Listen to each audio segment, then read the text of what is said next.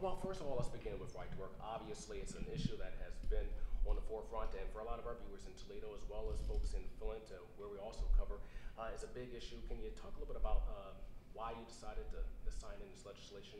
Sure, it's relatively straightforward. There are two primary benefits, two big benefits. First of all, it's about being pro worker, giving workers the freedom to choose.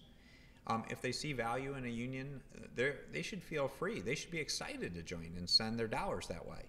If they don't see value and they're not seeing any results out of it, they shouldn't be forced to do that. In fact, I would hope that would give the unions a chance to say, what do they need to do to be more innovative to get people excited to join? The second benefit is about more and better jobs for our state. The illustration I use is Indiana. They did similar legislation back in February. They've had over 30 companies commit to come to Indiana that previously wouldn't look at Indiana because of this issue. They're bringing thousands of jobs to Indiana, good jobs. So we'll see that happen here in Michigan, I believe. So obviously, I hope that's going to improve the economy for Michigan. Is there any concern or even thought that it may have a boomerang effect for states like Ohio, which don't have a right to work? Well, it could make it more challenging for Ohio. Because again, I think it does make a state more competitive. We found that multiple times in Michigan when companies would be looking to site someplace. Quite often they wouldn't even put us on the list because they would use right to work as sort of one of the screens to say if you're not a right to work state, you won't even be on the consideration list. Alrighty. The only other issue I want to focus on in regards to right to work, obviously this is an issue I remember in past interviews you said this was not on your list of priorities in the state of Michigan, but it became your list of priorities. What were some of the other priorities and why did right to work, if it wasn't your priority, why did you eventually put your support behind it and sign it? Yeah, this really moved up after the election because it was becoming a very divisive issue regardless of what I wanted it to be. People were bringing it up, and it really started because of what happened with Proposition 2. There was a big issue on collective bargaining, and I believe in collective bargaining, but that raised the whole specter of all sorts of labor issues. So once voters voted that down, which was a big overreach into our Constitution, it started this big dialogue moving right into right to work. And so we were starting to see people upset, some protests go on, the whole thing was starting anyways. So my view is let's move it up, let's take a leadership position, let's resolve the question, let's move forward, and let's get back on the other topics, which include things like talent and connecting supply and demand of workers for skilled trades.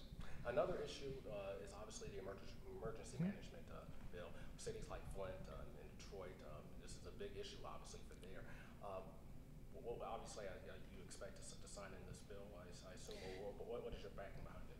Yeah, well, it's still going through the legislature, and we'll see if they get it through or not. But as a practical matter, what this bill does is address what we heard from the voters, because that was another ballot proposal that they thought, the way I interpret it is, they wanted more local involvement in the process, and this bill does this. This creates several points where the local city council or local leadership can speak up to say what choice do they want, what's the situation, or do they want to propose alternatives to address their financial crisis.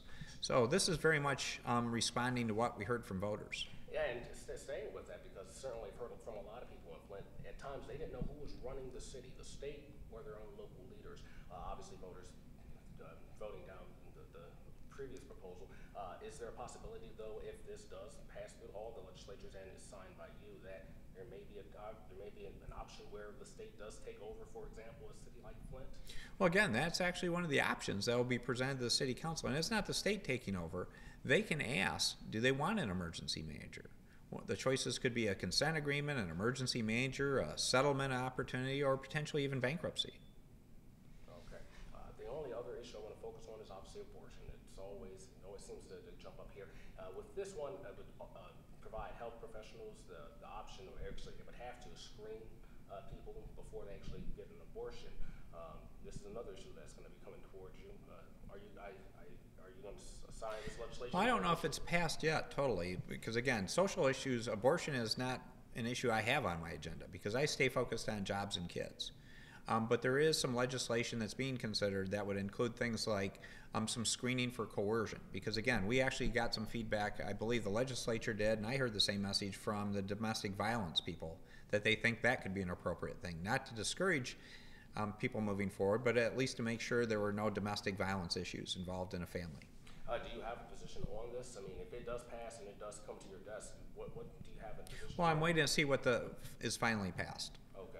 And what is fine, and if it is finally passed in the form that that it currently is in, does that mean you would approve it? Well, again, I'm going to look at it when it gets to my desk. Okay, but you haven't taken any kind of position No. in the past with it? Nope. Alrighty, the only other things I want to focus on, obviously, just with the economy of Michigan, obviously a lot of big things that you obviously I'm sure want to focus on. What are some of those goals that you may want to focus on going forward? Yeah, we had a big year last year in terms of economic growth. We're the 6th fastest growing state in the nation, which is great. We are 50 out of 50 for a lot of years. If you step up and look at one of the things to focus in on are skilled trades. There are a lot of open skilled trades jobs in our state, but how many kids and parents understand that, know that about these openings, and actually know what a great career some of those areas could be? So we want to do a much better job of finding out where these opportunities are and then making sure we tell kids and parents or people looking for a second career about how good the careers are, where they can get the training, and make that connection, because that will help everyone in terms of filling those spots, making us more competitive, and helping somebody get a really good job. Especially for college, and does that trickle down to high school and elementary training? Yeah, for these skilled trades positions, usually you'll need some additional training beyond high school, but again, sometimes you can get that in the company, you can get that, some high schools have vocational programs, or community colleges are good for that. Alrighty, so that's the agenda going forward. That's one of the major ones. It's a good opportunity, because I think there are thousands of jobs there. Alright, obviously now, this is the last day of this lame duck session. A lot of bills, major bills, like the ones we just talked about, getting pushed through. I obviously a lot of importance to all of these issues, but is there any concern, or at least do you voice or think there should be any concern from some people who probably think, wow, you have a lot of these lawmakers who will not be back for the next term, who don't have to answer to the people, and they're voting on legislation that's going to have some serious implications. What's your take on that? Well, actually, in this particular case, the lame duck concept isn't the best analogy, because in many respects, the Senate, it's exactly the same people coming back. No one is changing out in the Senate side of the chambers at all. On the House side, there are a few members changing in and out, but again, the majority are coming back, and it's still been a Republican majority there. So it's not a huge turnover in terms of what you traditionally say is a lame duck session. So many people are there before and thereafter. It's more people are just going through the normal process of working hard on legislation. But the normal process that will definitely change when we see our next legislature come in. The numbers are going to change. Not dramatically, though. Again, there's a Republican majority today. There's a Republican majority on January 1st. It's just some of the members are changing, but it doesn't change the fundamental nature of either chamber. So basically, for people who may have a little bit of concern over the fact that some of these lawmakers who were making decisions on major bills, very few. Very few. But there should be, you're basically saying no big deal. This should not be viewed as a huge deal. Again, in the Senate side, there is absolutely no change. And the House side, you're talking a handful of members. Okay. I'm done with my questions in regards to how it affects our area. Anything I did not ask that you just want to add about any of the issues that we talked about, or anything, or that's on your agenda going forward? Well, we had a very successful last couple of years. This last year was good. Michigan's moved forward a lot. We're the comeback state in the nation. We've had dramatic drop in unemployment, personal incomes are coming up, homes are being sold again. Many good things are going on, and we're just going to continue on that path, because I'm not complacent nor content with where we're at, but we're going to keep this up because it's exciting. So it's a great time to be in Michigan. All righty. Great, thank you. Governor. Thanks.